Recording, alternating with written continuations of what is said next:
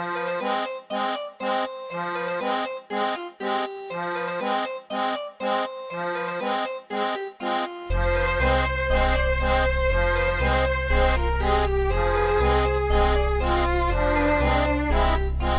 first Alice was a wrathful woman of the spade, and righteously she held a sharpened blade within her hand, never hesitating to slay all within her way, creating paths of blood that followed her through Wonderland. Deep into the darkened forest Alice walked the line, captured and imprisoned as an embodiment of sin.